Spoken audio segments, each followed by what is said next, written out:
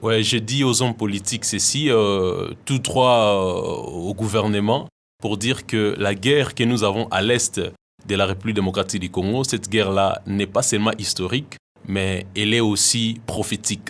Si nous prenons Ésaïe 18, au premier verset et au deuxième verset, même aussi le septième verset, nous verrons que la Bible avait déjà signalé qu'il y a un pays au-delà de l'Éthiopie, et ce pays-là a beaucoup de fleuves, et ce pays-là, il est vaste, ce pays-là a des cliquetis des armes, cela veut dire les sons des armes, les sons que le fusil donne lorsqu'il y a tir des balles et tout ça. Et la parole de Dieu nous a démontré que ce pays-là doit faire une offrande, doit donner une offrande en Israël, afin que ce pays-là quitte la condition qu'il a aujourd'hui.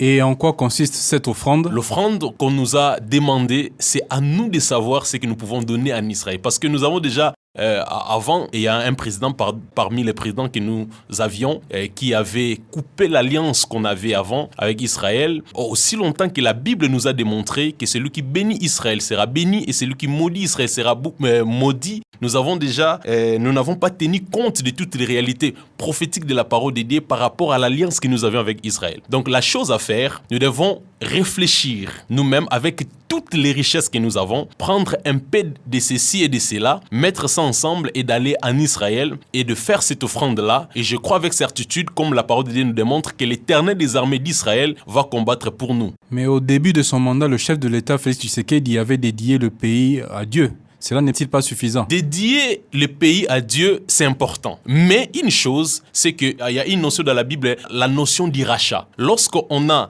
dérangé quelque chose, on doit réparer avec quelque chose, avec un prix. Et tout ça, c'est dans la parole de Dieu. Nous avons dérangé une chose, nous devons le faire de façon scripturaire, nous devons poser un acte convenable selon la parole de Dieu, parce que la Bible nous dit, ce n'est que par une offrande que le pays peut revenir à la condition initiale.